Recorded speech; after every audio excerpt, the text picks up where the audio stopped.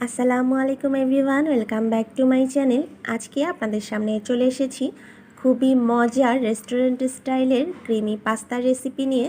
তো ছোট বড় আমরা সবাই পাস্তা খেতে খুবই ভালোবাসি। বিশেষ করে বাচ্চাদের তো সবসময়ই বায়না থাকে বাইরে যেয়ে পাস্তা খাওয়ার জন্য। তো খুব ইজিলি আমরা ঘরেই এই মজাদার পাস্তা তৈরি করে ফেলতে পারি। আমি আজকে পাস্তাটা বিফ দিয়ে রান্না করেছি, তো আপনারা চাইলে চিকেন দিয়েও করতে পারেন। তাহলে চলুন আর কথা না বাড়িয়ে চলে যাই মূল রেসিপিতে।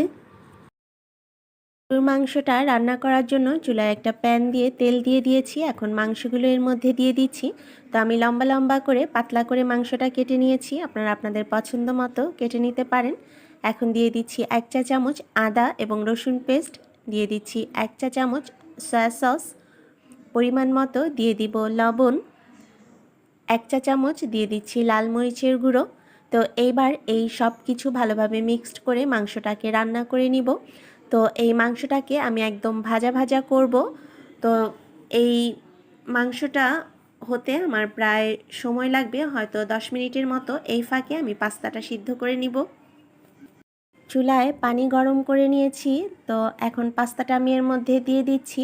আর পানিটা গরম করার সময় এর মধ্যে আমি লবণ এবং কিছুটা তেল দিয়ে দিয়েছি, এতে কিন্তু পাস্তাটা খুব ভালোভাবে সিদ্ধ হয়ে যাবে। চুলায় একটা প্যান দিয়ে এর মধ্যে দিয়ে দিয়েছি 3 টেবিল চামচ বাটার। তো বাটারটা যখন মেল্ট হয়ে যাবে আপনারা চাইলে এখানে কিছুটা রসুন কুচি দিতে পারেন, তবে আমার বাচ্চারা পছন্দ করে না তাই আমি দেইনি। এখন এর মধ্যে দিয়ে দিচ্ছি হাফ কাপ মেয়োনিজ। এবার মেয়োনিজ দেওয়ার পর এর মধ্যে দিয়ে দিচ্ছি 1/3 কাপ টমেটো কেচাপ। এখন এই মেয়োনিজ এবং টমেটো কেচাপ ভালোভাবে মিক্সড করে নিব এবং বাটার, মেয়োনিজ, টমেটো কেচাপ যখন কিছুটা গরম হয়ে যাবে তখন আমি এর মধ্যে পাস্তাগুলো দিয়ে দিব। তো পাস্তাটা আমি 8 মিনিট সিদ্ধ করে নিয়েছি এবং পানি ঝরিয়ে ঠান্ডা পানি দিয়ে ধুয়ে নিয়েছি। পাস্তাটা এর মধ্যে দিয়ে দিচ্ছি। তো আমি এখানে মেজারমেন্ট কাপের 3 কাপ পাস্তা নিয়েছিলাম।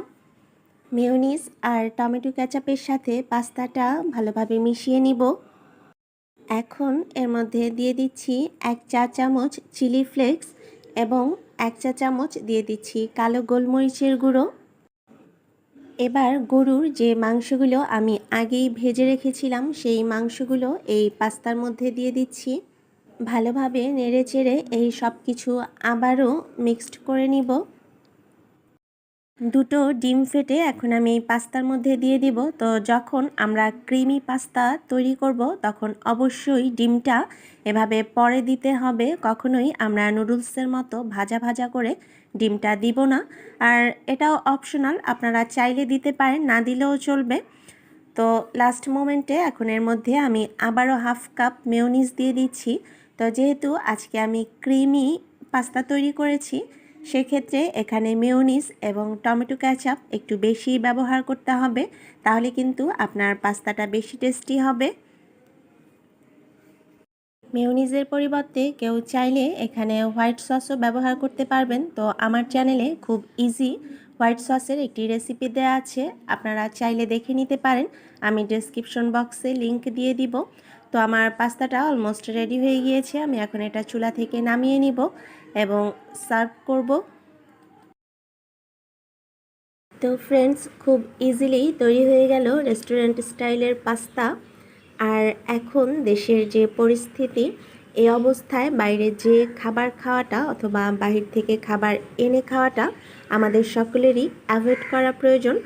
আর এই কারণে আমরা ইচ্ছে করলেই ঘরেই স্বাস্থ্যসম্মতভাবে যে কোনো খাবার তৈরি করে ফেলতে পারি। তো আশা করব আমার আজকের এই পাস্তার রেসিপি আপনাদের কাছে ভালো লেগেছে। যদি ভালো লাগে তাহলে অবশ্যই বাসায় ট্রাই করবেন এবং কেমন হলো তা আমাকে কমেন্ট করে জানাবেন। যারা আমার চ্যানেলে নতুন আছেন, যদি আমার ভিডিও আপনাদের কাছে ভালো লাগে তাহলে প্লিজ আমার চ্যানেলটি সাবস্ক্রাইব করবেন। সবাই অনেক ভালো থাকবেন, সুস্থ থাকবেন। আল্লাহ হাফেজ।